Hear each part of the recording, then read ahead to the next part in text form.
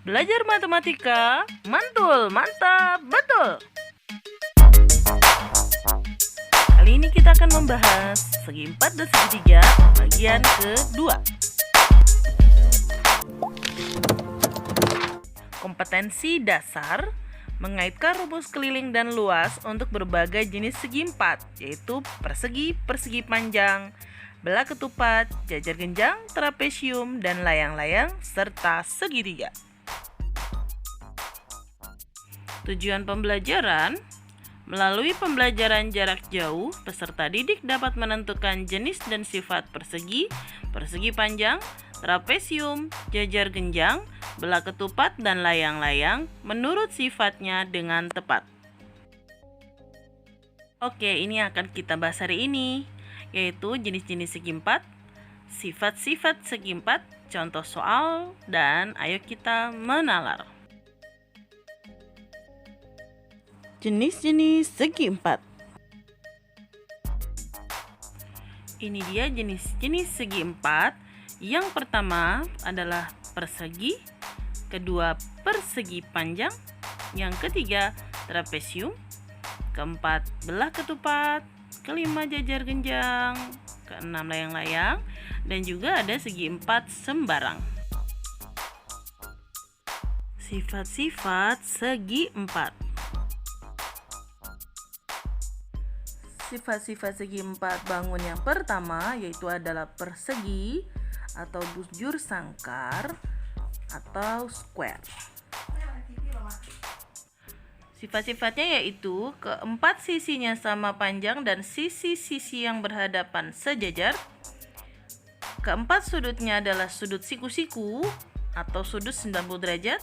Dan kedua diagonalnya sama panjang dan saling berpotongan secara tegak lurus membentuk sudut 90 derajat sehingga membagi diagonal-diagonal tersebut menjadi dua bagian sama panjang. Sifat bangun persegi panjang atau rectangle.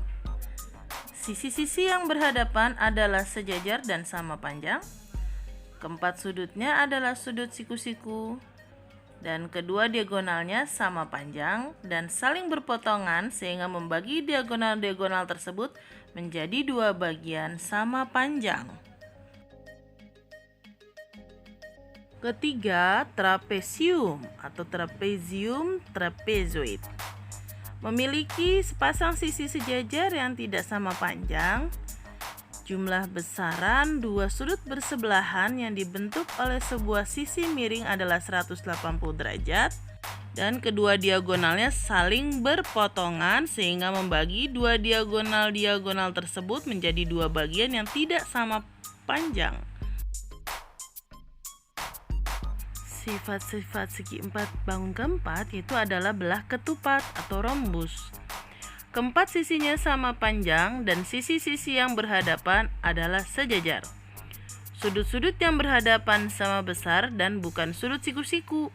Jumlah besaran dua sudut bersebelahan adalah 180 derajat. Dan kedua diagonalnya tidak sama panjang. Kedua diagonalnya saling berpotongan secara tegak lurus sehingga membagi diagonal-diagonal tersebut menjadi dua bagian sama panjang. Bangun kelima itu adalah jajar genjang atau paralelogram. Sisi-sisi yang berhadapan adalah sejajar dan sama panjang. Sudut-sudut yang berhadapan sama besar dan bukan sudut siku-siku. Kedua diagonalnya tidak sama panjang. Kedua diagonalnya saling berpotongan sehingga membagi diagonal-diagonal tersebut menjadi dua bagian sama panjang. Oke, bangun selanjutnya yaitu adalah layang-layang atau kite. Memiliki dua sisi pendek berdampingan yang sama panjangnya dan dua sisi panjang berdampingan yang sama panjangnya. Memiliki sepasang sudut berhadapan sama besar yang dibentuk oleh sisi pendek dan sisi panjang. Kedua diagonalnya saling berpotongan secara tegak lurus dan membagi salah satu diagonal menjadi dua bagian sama panjang. Oke, kita masuk bangun terakhir nih. Segi 4 sembarang atau segi 4 bukan istimewa. Segi empat sembarang adalah segi empat yang tidak termasuk dari salah satu segi empat istimewa di atas atau pembahasan sebelumnya, atau segi empat yang tidak memiliki keteraturan khusus. Contoh soal. Coba kalian lihat contoh pertama. Perhatikan gambar persegi ABCD berikut.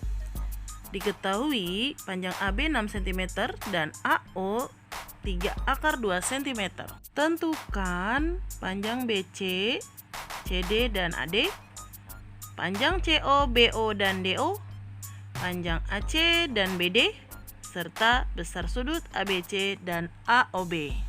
Oke, kita jawab soal pertama ya.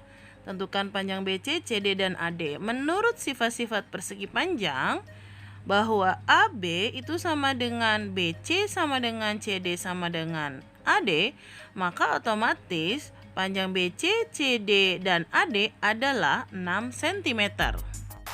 Untuk yang B, diketahui panjang AO 3 akar 2 cm, maka panjang CO, BO, dan DO adalah 3 akar 2 juga.